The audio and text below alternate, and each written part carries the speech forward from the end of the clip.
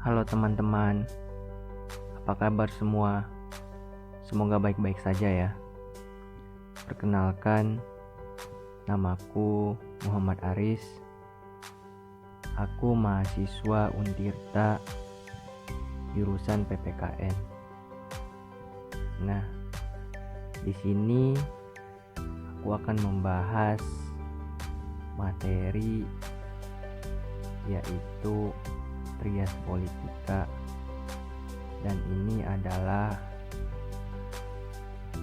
materi kurikulum 13 yang mana ini adalah pembelajaran untuk kelas 10 SMA. Kita lanjut ya teman-teman. Berbicara tentang Trias Politika, mungkin dari teman-teman sekalian sudah ada yang mengerti dan mengetahui apa saja yang terkandung di dalam Trias Politika ini, begitu. Nah, di sini aku ingin menjelaskan sedikit tentang Trias Politika dan juga bagian-bagiannya. Trias Politika adalah sebuah ide bahwa pemerintah berdaulat harus dipisahkan antara dua atau lebih kesatuan kuat yang bebas.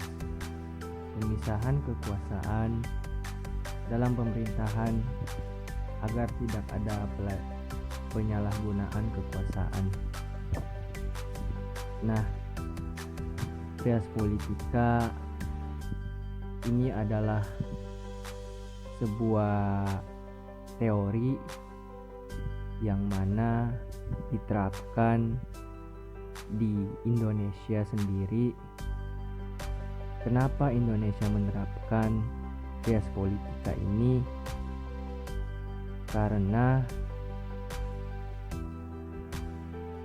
apabila kekuasaan hanya dilakukan hanya satu kelompok saja, maka dikhawatirkan terjadinya penyalahgunaan. Maka dari itu, di sini Indonesia menerapkan Trias Politika yang mana ada 3 lembaga, yaitu yang pertama lembaga legislatif, yang kedua lembaga eksekutif, dan yang ketiga lembaga yudikatif. Kita lanjut ya teman-teman. Yang pertama yaitu lembaga legislatif. Nah, lembaga legislatif ini mempunyai tugas untuk merumuskan undang-undang dasar. Lembaga ini terdiri dari yang pertama yaitu Majelis Permusyawaratan Rakyat atau disingkat dengan MPR. Nah, tugas MPR ini sendiri yaitu mengubah dan menetapkan undang-undang dasar, juga melantik serta memberhentikan presiden dan wakil presiden. Yang kedua yaitu Dewan Perwakilan Rakyat atau disingkat dengan DPR. Nah, fungsi DPR ini sendiri yaitu mempunyai tugas mengadakan dan mengesahkan undang-undang negara, mengesahkan anggaran belanja dan pendapatan negara, serta mengawasi jalannya pemerintahan. Dan yang ketiga yaitu Dewan Perwakilan Daerah atau disingkat dengan DPD. Nah, tugasnya yaitu mengajukan RUU atau rancangan undang-undang kepada DPR ikut membahas RUU dan melakukan pengawasan pelaksanaan RUU. Lembaga yang kedua yaitu lembaga yudikatif. Lembaga yudikatif mempunyai tugas untuk menyelenggarakan peradilan, untuk menegakkan hukum dan keadilan. Lembaga ini terdiri dari yang pertama yaitu Mahkamah Agung. Mahkamah Agung mempunyai tugas untuk melaksanakan kekuasaan kehakiman paling tinggi. Mahkamah Agung membawahi badan peradilan seperti peradilan umum, peradilan agama, peradilan militer, dan peradilan tata usaha negara. Yang kedua yaitu Mahkamah Konstitusi. Mahkamah Konstitusi mempunyai tugas untuk mengurus tuntutan masyarakat atas kelayakan suatu undang-undang atau peraturan. Mahkamah Konstitusi juga berhak untuk mencabut peraturan yang tidak adil dan bertentangan dengan undang-undang. Dan yang terakhir yaitu Komisi Yudisial. Komisi Yudisial mempunyai tugas untuk mengawasi para hakim dalam memutuskan perkara maupun keluhan masyarakat terhadap hakim. Dan yang terakhir yaitu lembaga eksekutif. Lembaga eksekutif adalah lembaga yang memegang kekuasaan pemerintah. Lembaga ini bertugas menjalankan pemerintahan dan pembangunan sesuai dengan Undang-Undang Dasar. Dibandingkan dengan lembaga lain, lembaga eksekutif mempunyai tugas yang lebih luas. Lembaga eksekutif terdiri dari yang pertama yaitu presiden. Telah kita ketahui bersama, pemimpin tertinggi di suatu negara yaitu presiden. Nah, untuk tugas-tugas presiden ini diantaranya yaitu memegang kekuasaan pemerintahan, memegang kekuasaan yang tertinggi atas angkatan darat, angkatan laut, dan angkatan udara, menetapkan peraturan pemerintah, pengganti undang-undang, mengangkat dan memberhentikan menteri-menteri, mengajukan rancangan undang-undang pada DPR.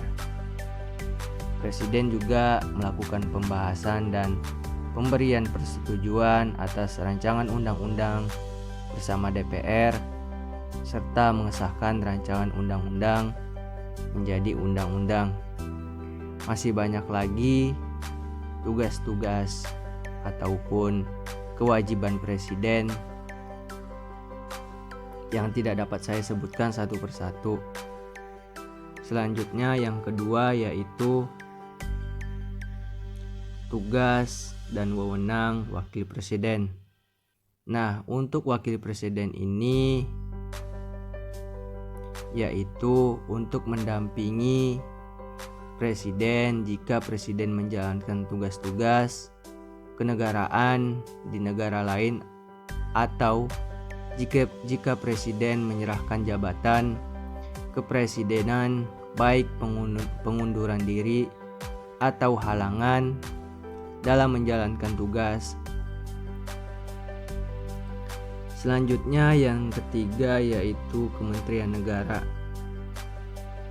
Untuk Kementerian Negara ini mempunyai tugas yaitu menjalankan urusan agama, hukum, keuangan, keamanan, hak asasi manusia, pendidikan, kebudayaan, kesehatan, dan sosial.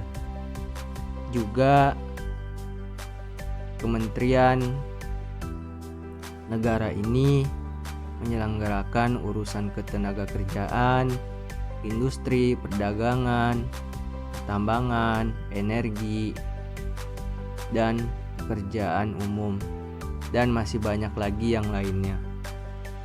Selanjutnya yaitu pejabat setingkat menteri. Saya ambil 2 contoh pejabat setingkat negeri. Yang pertama yaitu TNI. Nah, untuk TNI adalah mempunyai tugas menjaga kedaulatan negara. Dan yang kedua yaitu Polri. Polri mempunyai tugas dan wewenang mengayomi dan melayani masyarakat. Dan yang terakhir yaitu lembaga pemerintah non-kementerian. Untuk lembaga non-kementerian ini saya berikan beberapa contoh, yaitu Badan Narkotika Nasional.